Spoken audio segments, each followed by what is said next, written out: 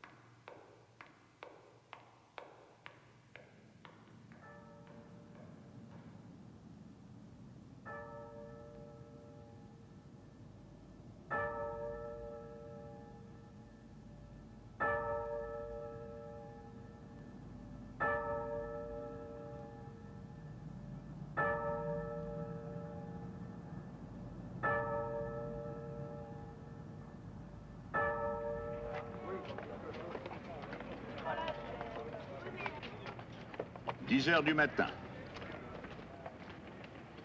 The doors open at 10 o'clock to let the visitors in.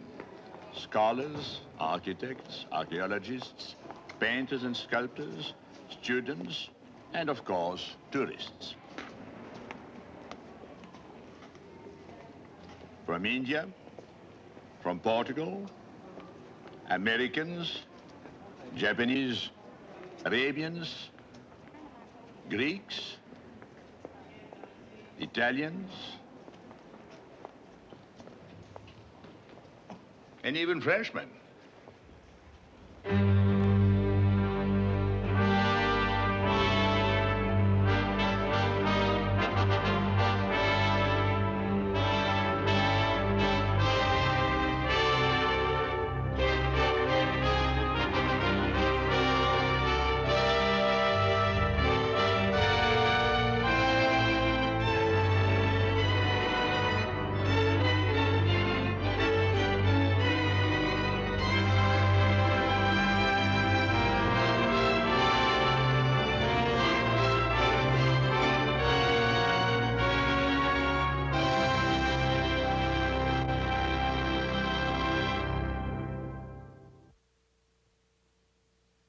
About 2 million people a year come to the Louvre. From the ends of the earth, they come here. Why? For one simple reason, to see the world's greatest collection of art. But a Frenchman comes here for 2 reasons. To see the art, of course, but also because every Frenchman has a passion for the Louvre. That is, for the building itself. He loves to walk on the same floors where 50 kings and queens of France have walked. Great artists and emperors have lived in the Louvre, revolutionaries and princes, poets and priests, even a pope. All have lived in this building, have died here in great regal beds, or been killed here with their boots on. On your first visit to the Louvre, I would suggest you come with a Frenchman. He will show you that even on the roof, there is a chronicle of French history.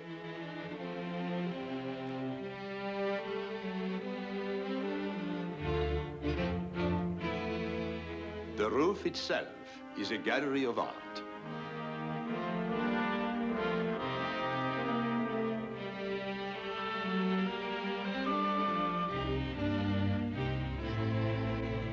Here are the kings and queens, and the poets and the politicians.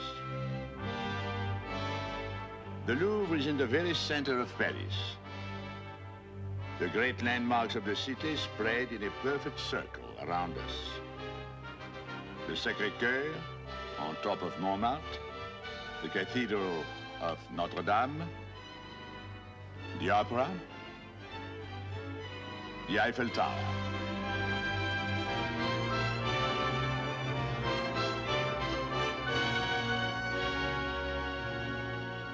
And straight up the Champs-Élysées, to its very top, the Arc de Triomphe.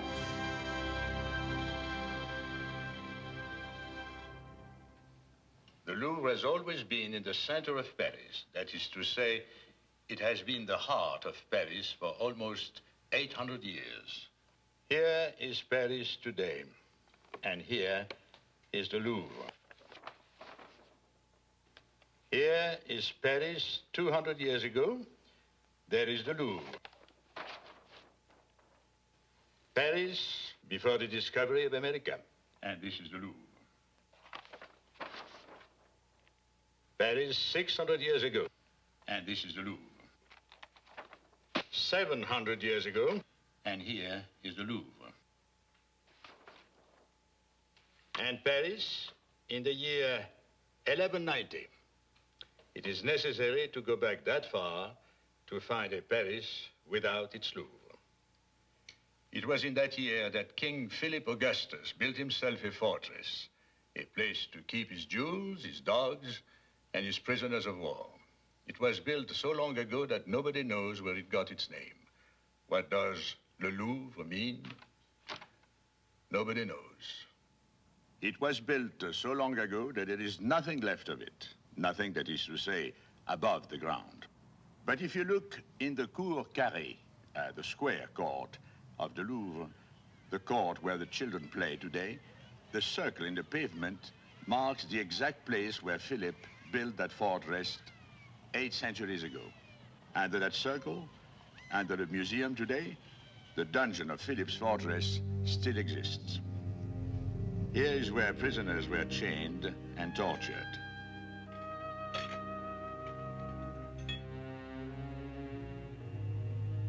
It is possible lepers were kept here, and the word Louvre may come from the old French word for leper. And here, possibly, Philip kept dogs to hunt wolves. Such a kennel was called a louveterie.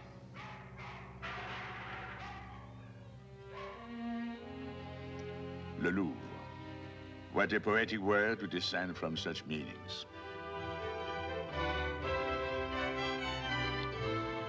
The kings who followed Philip changed his fortress into a palace, which is quite a different thing.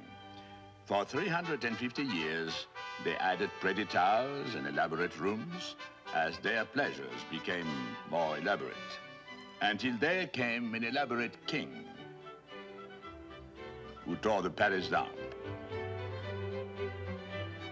Francis I was born 2 years after the first voyage of Columbus, the first royal specimen of the Renaissance man in France. Great linguist, great tennis player, lover of hunting, lover of masquerade parties, great lover. But the important fact about this man is that he was a lover of art. He had his portrait painted by none other than Titian, because he had a great admiration for the Italian school of painters. He bought paintings by the most popular contemporary painter in Italy, Raphael. The Holy Family.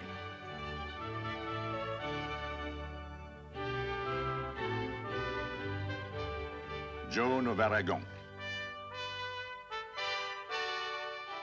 Another Italian painter, one who felt that his unique talents were not being properly appreciated by his countrymen, was persuaded by Francis to come and live in France.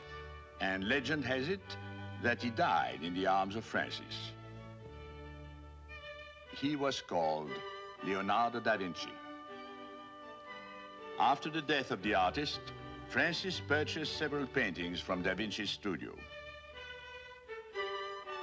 Da Vinci called it the Virgin, the Child, and Saint Anne. What Da Vinci called this one, nobody knows.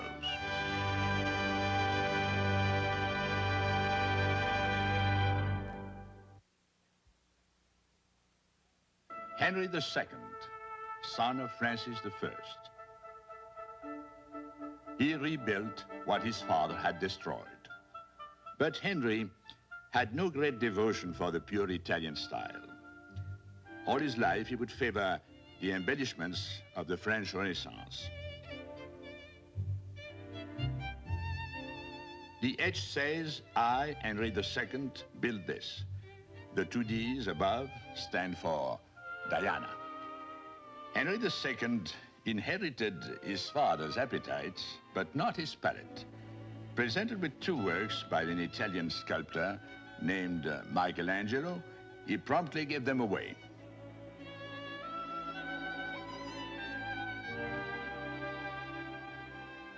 He seemed always to prefer the work of French sculptors, particularly when they carved his favorite subject, Diana. Or, more properly, Diane.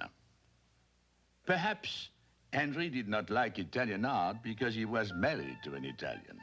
He married Catherine de' Medici when he was 14. When Henry was 17, he met a French noblewoman, Diane de Poitiers. She was in her 30s and a widow. For the next 20 years, until his death, under Catherine's eyes, in her presence, Henry and Diane were inseparable. His mistress raised 1 child for him. His wife, 10.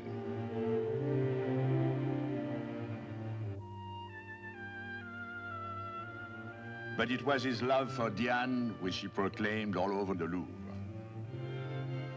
It is not Diana the goddess he advertises, it is Diane, the mistress. The wife decided to build a palace of her own on the other side of the city wall, far, far away from all those Dianas. It was called the Tuileries, a name we associate with some of the most glorious, some of the most grotesque events in the history of France.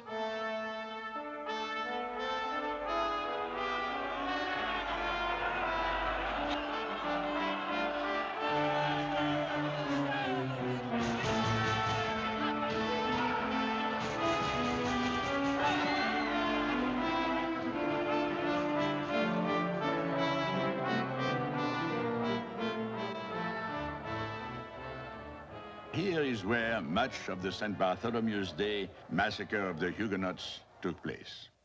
In the courtyard of the Louvre, in the garden of the Tuileries. It was Catherine's wish to join the two palaces with one incredibly long gallery. Death denied her a dream. It remained for a marvelous son-in-law to make it come true. Henry IV, king, soldier, diplomat, builder. During his reign, it took 13 years to build the most spectacular segment of the Louvre, the Grand Gallery, 950 feet of splendid passageway. It was so big, Henry sometimes had it filled with trees and birds and dogs. And then he hunted the fox, in here, on horseback, for the amusement of his young son.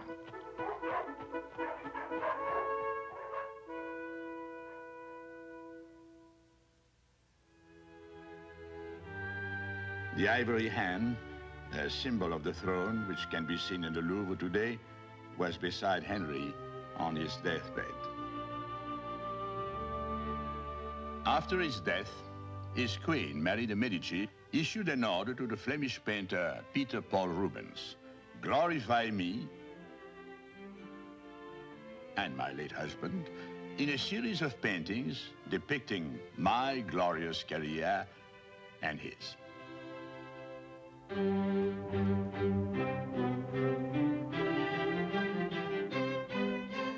One of the most dazzling and ingenious achievements in the whole history of art, to make a dull woman's dull life seem exciting.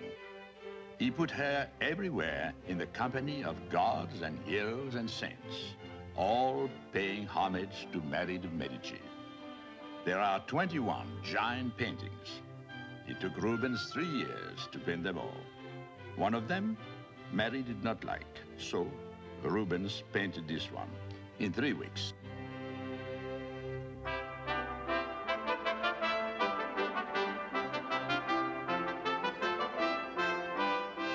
The son of glorious Mary de Medici was Louis XIII.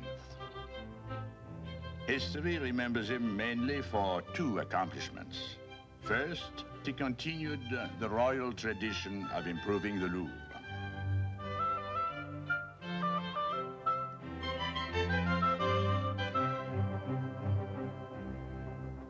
He removed the Great Wall of Paris because the city was bursting at the boundaries.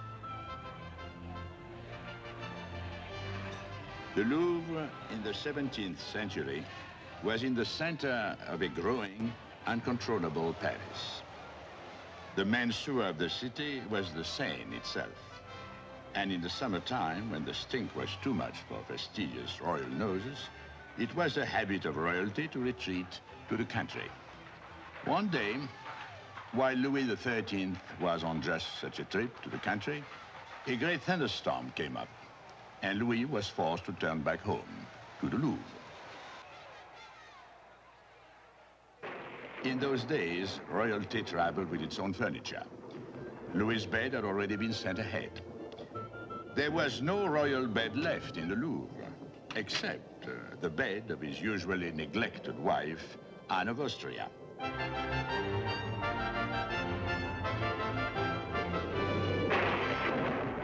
And 9 months later, we may credit Louis XIII with the second of his great accomplishments, Louis XIV.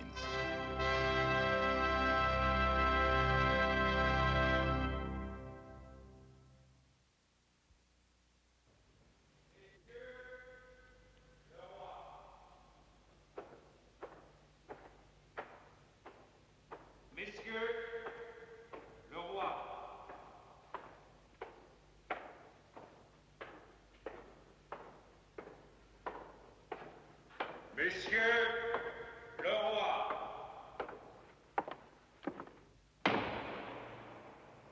Messieurs le roi. The Sun King, he was called. He came to the throne when he was 5 years old. He sat there for 72 years, the longest recorded reign in history. He was glorified here as a patron of the arts. To celebrate the birth of his first legitimate son, Louis organized the most splendid festival the Louvre has ever known. And it was held in the courtyard of the Louvre, which to this day is known as Cour du Carrousel.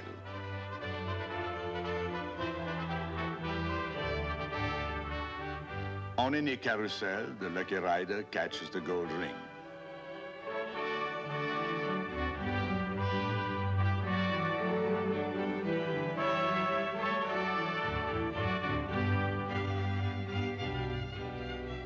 And the Sun King himself, with typical show of modesty, appeared in the costume of a mere Roman emperor.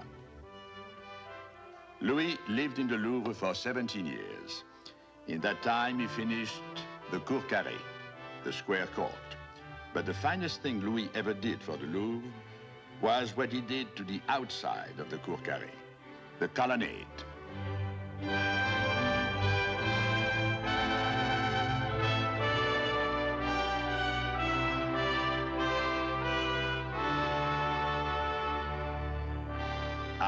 Louis built this. In this room in the Louvre, the room of the Caryatide, Molière first performed his play The Amorous Doctor for the King. Ma petite femme. Point. Allons, je te dis. Je n'en ferai rien. Viens, viens, viens, viens, viens, viens, viens. Non, Molière wrote ballets for the King, which were danced in this room.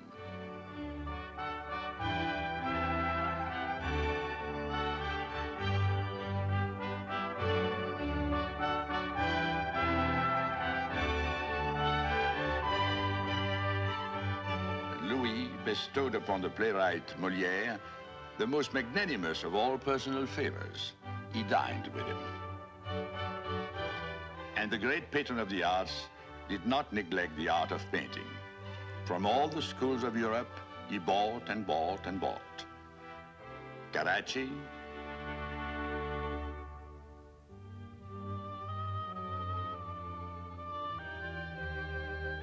Titian,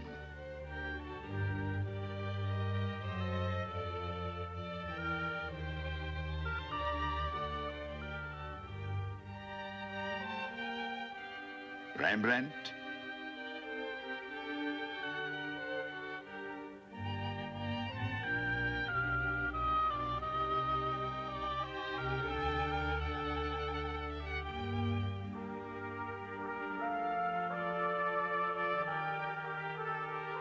Caravaggio,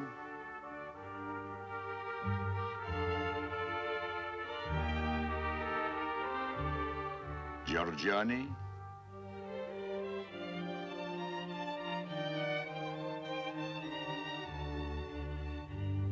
Louis must have admired Van Dyck's portrait of Charles I. Its kingly pose, the thrust of the elbow, the placement of the feet. The same position of the feet, the same elbow appears in Rigaud's portrait of Louis.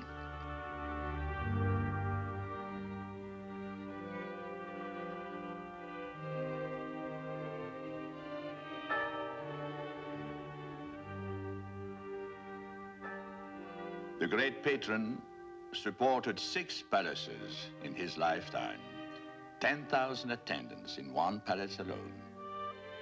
His lifelong infatuation with art, architecture, and with himself bankrupted the treasury of France.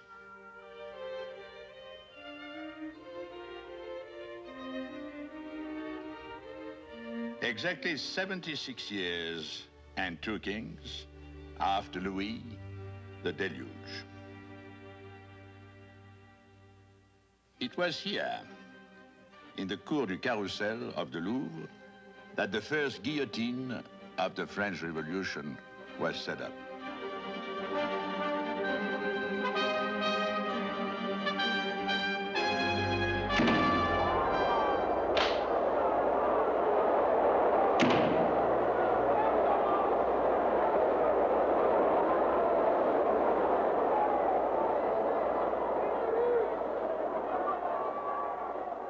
On the 27th of May, 1792, the National Assembly announced that this Palace of Kings would henceforth belong to the public, would henceforth be a public museum.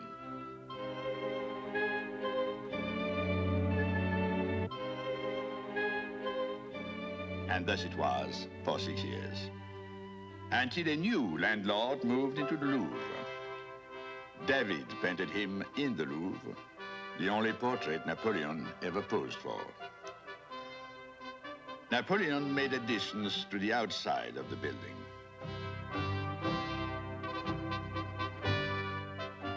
In the Cour du Carrousel, he built the Arc du Carrousel. The first sculptured horses placed on this arch were taken from the Church of San Marco in Venice. Napoleon decorated the Louvre in a manner approached by no man, before or since, and filled it with the finest works of art that the rest of Europe could provide. Thousands of tons of art sent to Paris from palaces, libraries, and cathedrals of all conquered nations. When the Musée Napoleon, yes, he changed its name, was decorated to his satisfaction, and the Grand Gallery was filled with his artistic conquests, Napoleon decided it was ready for his marriage to Marie-Louise.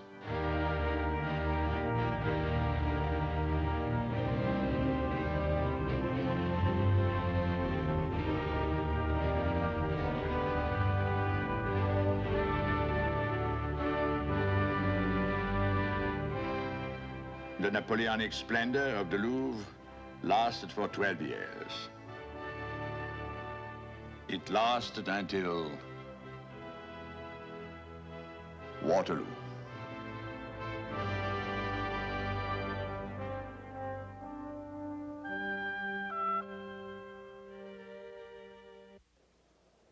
To Napoleon, every work of genius must belong to France. It was a point of view not wholeheartedly shared by the Germans, Italians, Spanish, and Dutch. After Bonaparte's defeat, they came to the Louvre to take back their treasures. It is a tribute to French diplomacy, French tenacity, and French persuasion that many of Napoleon's acquisitions remained in the Louvre. The Virgin and Child of Cimabue, the first painter to give a human look to saints and angels 700 years ago. The Coronation of the Virgin by Fra Angelico, 500 years old, and its colors as fresh today as the day they were painted. The Visitation by Ghirlandaio. Calvary by Mantegna, the sculptor in paint. Other paintings remained because Napoleon had bought them, like the Moneylender by Quentin Matsys, who painted common people and their common desires. Marvelous things remained, and perhaps the most marvelous of all was a tradition. Since Napoleon, the French zeal to hunt for treasures of the past has never abated. Ambassadors of France have caught the fever of archaeology And what was found in the earth of Egypt, Assyria, Italy, Greece, Persia, Babylon, they sent back to the Louvre.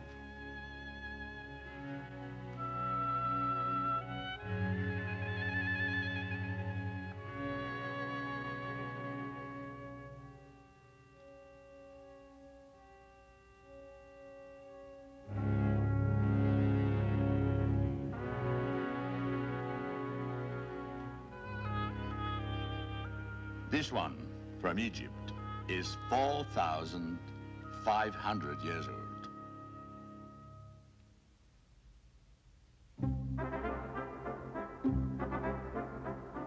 Napoleon III, he became emperor because he was ambitious, indomitable, and the nephew of Napoleon Bonaparte.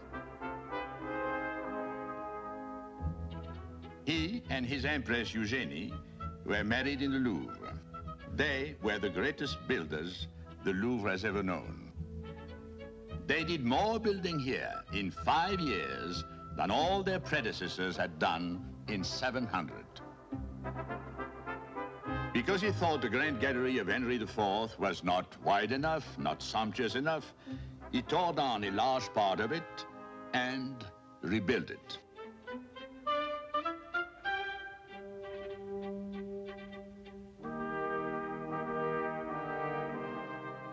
It was left to Napoleon III to finally complete the grand design that had been conceived 3 centuries earlier. When it was finished, it was a scene of splendid royal festivities.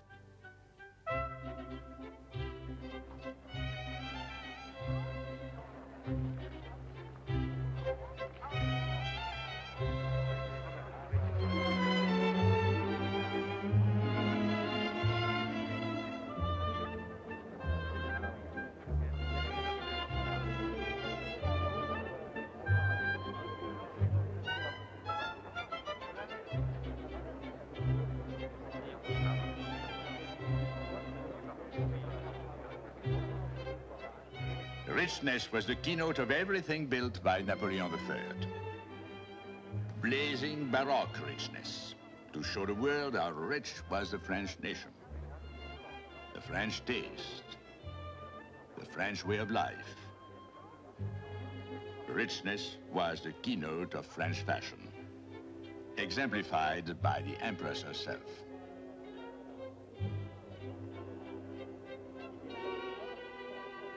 But the Emperor forgot French restlessness.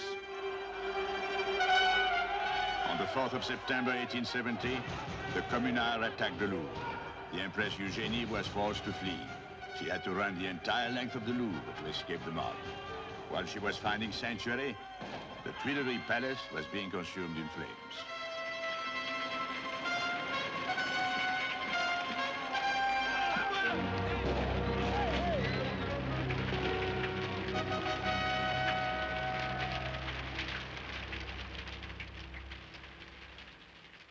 The palace, built by Catherine de' Medici, was completely gutted.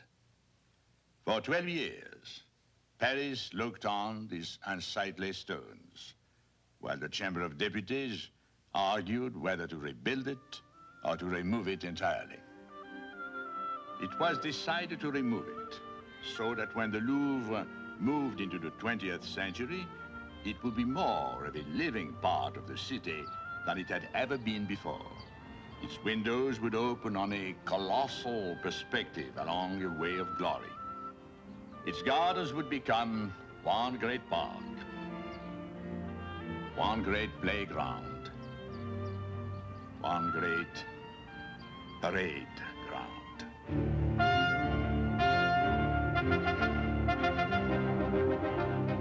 They paraded down the Champs-Élysées, across the Place de la Concorde, across the Tuileries Gardens, into the Louvre, expecting to find there the greatest collection of art treasures in all the world. They found nothing, nothing, nothing, nothing.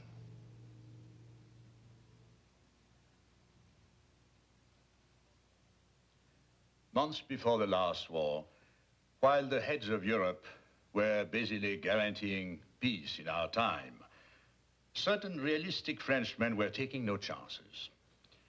Let the politicians carry on the discussions about peace, they said. We have work to do. We must empty the Louvre on the still small chance that there will be a war. And so, in one of the great evacuations of history, one of the most successful of all strategic retreats, in a miracle of packing and creating and moving, they emptied the Louvre of its most precious possessions, and they hid them in secret places all over the country, in chateaux, in cellars, in caves, in mines, in private homes. They hid them, even as later on so many Frenchmen were to hide their children. So successfully was everything protected that in the long years of German occupation, while the expert ferrets of Hermann Goering were tracking down everything of artistic value everywhere in Europe, they never got one of the treasures of the Louvre. Not one. And when the great calamity was over, all the treasures came back. They came back. Home. Everyone.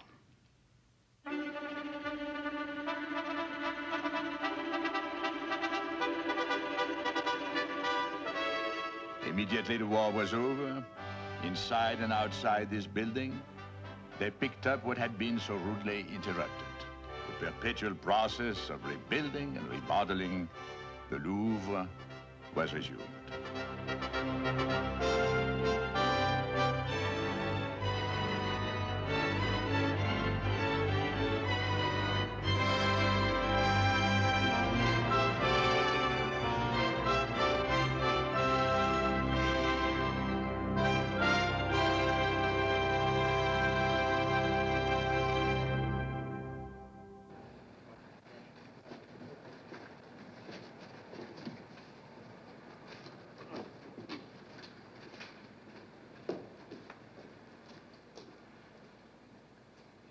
Monsieur Germain Bazin, curator-in-chief of the Louvre.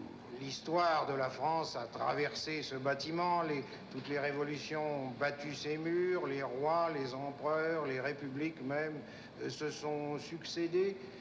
Et malgré toutes les... The history of France has passed through this building. Revolutions battered its walls. Kings, emperors, republics have come and gone. And in spite of the vicissitudes of history, the work of the Louvre has continued slowly, patiently, but surely. Because the Louvre is completed, but never really completed. It is always in the making. And in this, I see the same image as the history of France. It is, in fact, the very symbol of this history, which has always been turbulent. But in back of it, behind the stage, something profound is growing in a continuous effort. C'est une œuvre de civilisation. C'est la civilisation française. It is a work of civilization. It is the French civilization.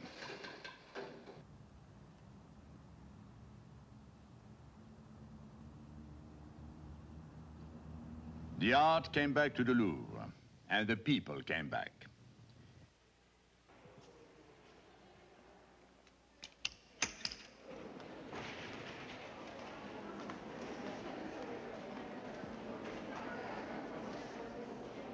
It has been said that the Louvre is a golden prison.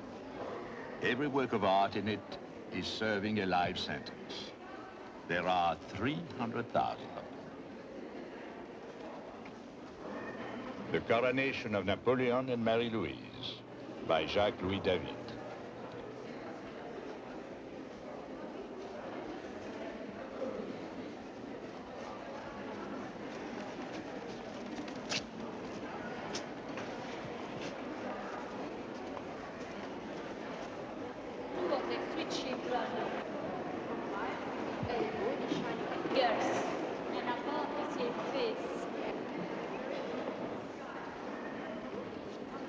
The crown of Emperor Napoleon I.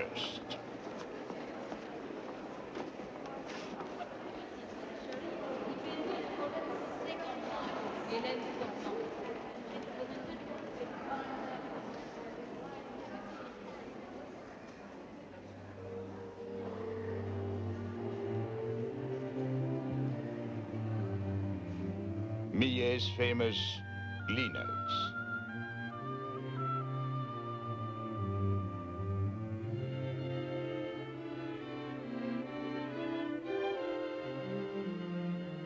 The Fortune Teller of Caravaggio. Ghirlandaio's Old Man and His Grandson.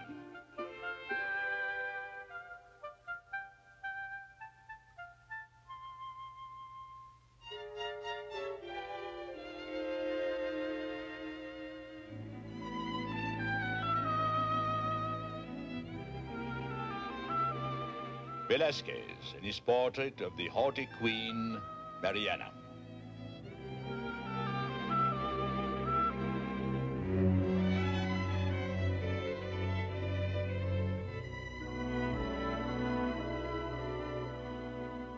Émile Zola by his friend Manet.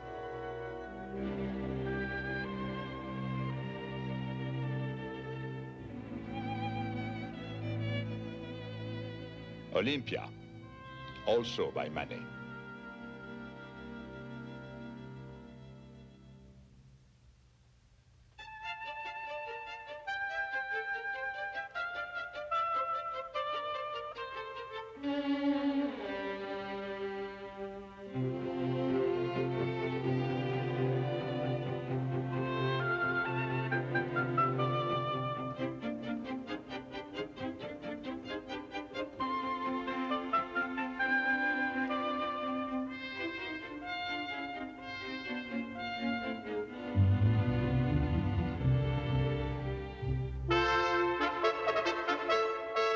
Liberty Leading the People by Delacroix.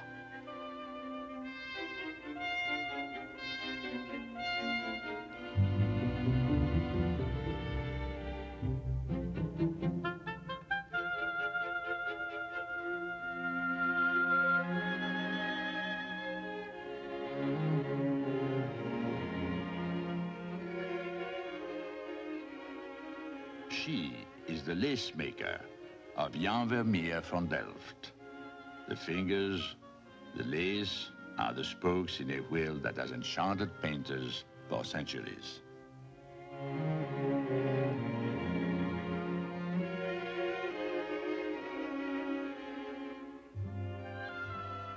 They have loved these pictures all their lives, but only in the pages of books, only in reproductions. They have saved their days and pennies to come and look at the originals.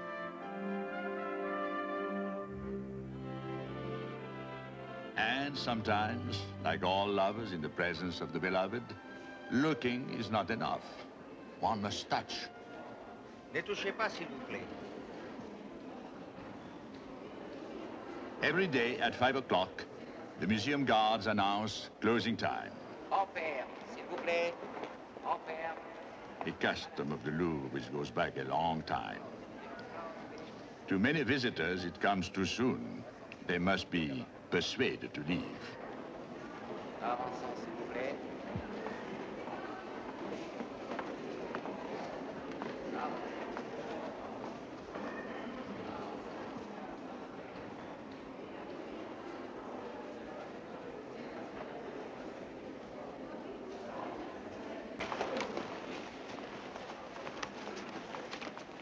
And the process is called the sweep. From all the corners of the Louvre, the guards converge, sweeping everything before them. That is to say, everyone, to the main entrance and out.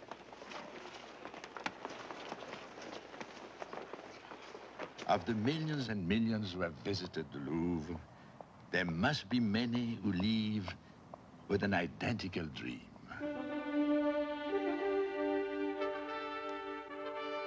To enter that museum alone, to possess the Louvre all alone, to have all doors open for me alone, to walk where I wish for a few selfish hours.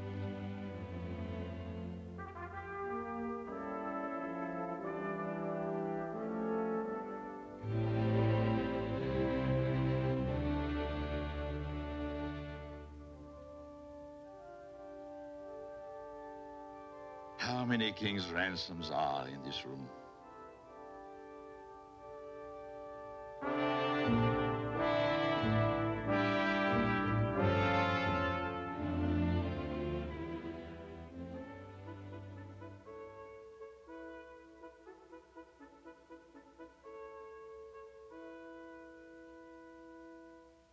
Napoleon fell in love with one of the ladies in this room.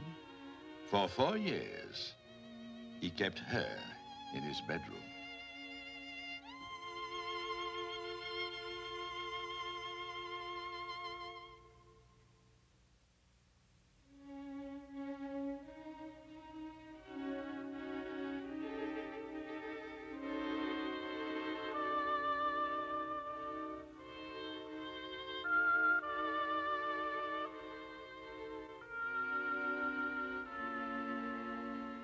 Rembrandt's Bathsheba, dreaming of King David.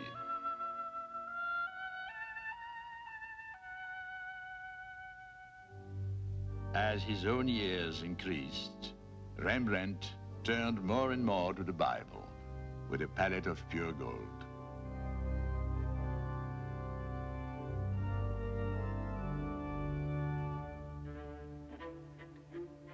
His countryman, Franz Hals, preferred the pagan laughter of Bohemian girls.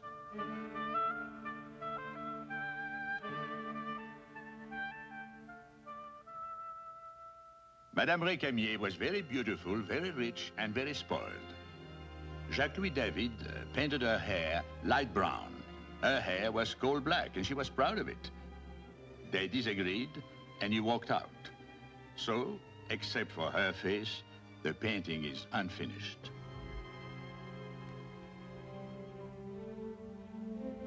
The Annunciation by Rogier van der Weyden, who was called the painter of the changes of the soul.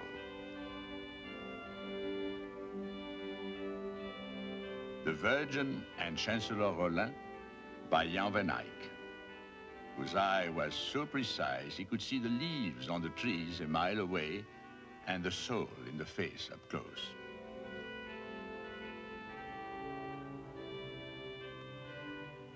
Mother and child, one of the eternal themes of art. Botticelli's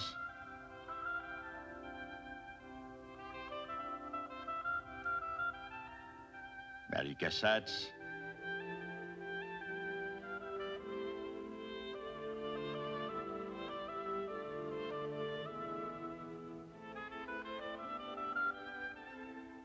Rembrandt's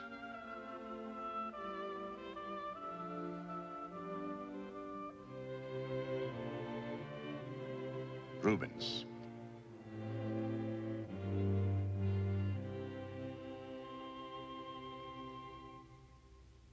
David's.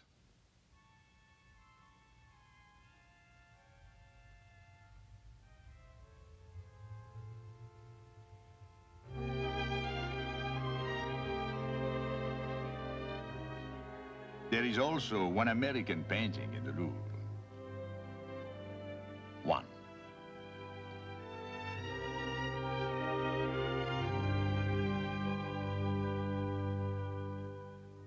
The Spaniards, El Greco, Murillo, Ribera.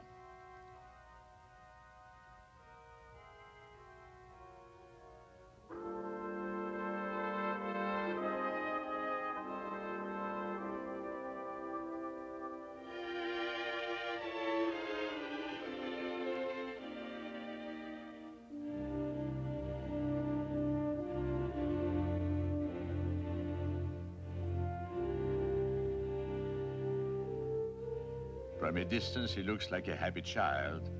Up close, the title reads, Dwarf with a Clubfoot by Ribera. The Frenchman Manet paints a happy child.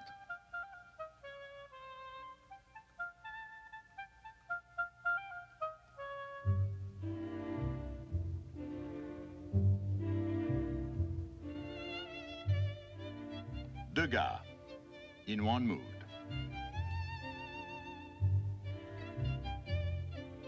In another.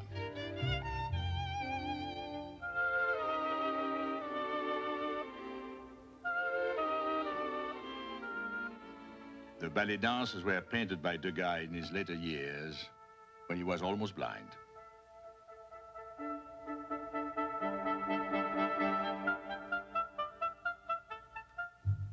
Renoir, whose lights dazzle even in the gallery of the Impressionists. Cézanne,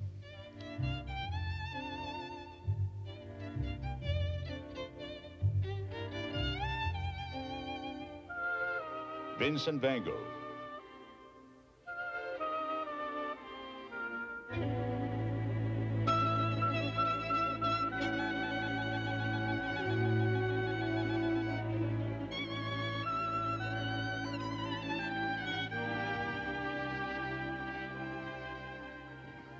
in a letter to Paul Gauguin, Van Gogh wrote, "I have now done a portrait of Dr. Gachet, wearing the distressed expression typical of our times."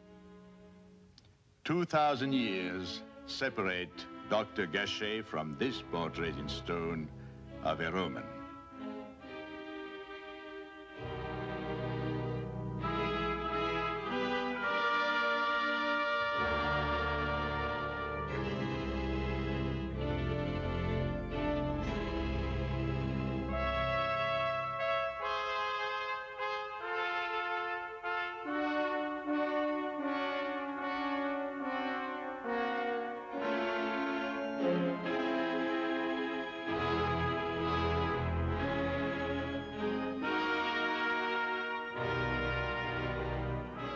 One slave, rebellious, the other resigned, the art of Michelangelo.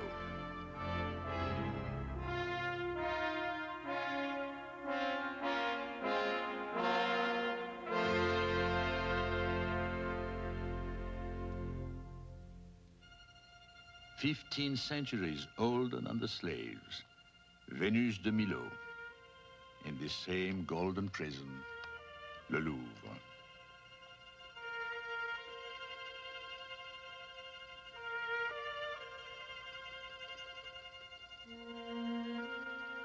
In the final analysis, the greatest work of art of them all is the Louvre itself. So ancient in years, she has never shown her age. The stone is warm as life. Like every work of art, she continues to live, unconquerable, indestructible, immortal.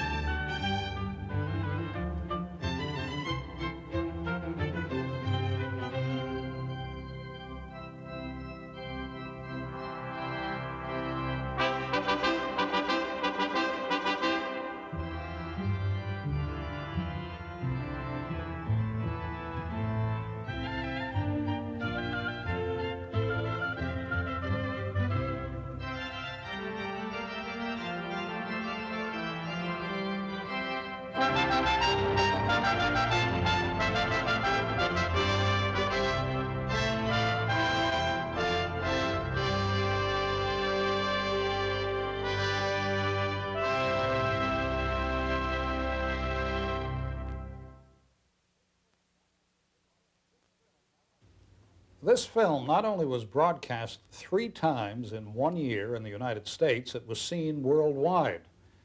What kind of reaction did you get, Lucy? Well, as a matter of fact, overwhelming. The network received over 100,000 letters from men, women, and children singing its praises, and every newspaper gave it a rave review. We hope you've enjoyed this Lucy Jarvis classic. Watch for others soon.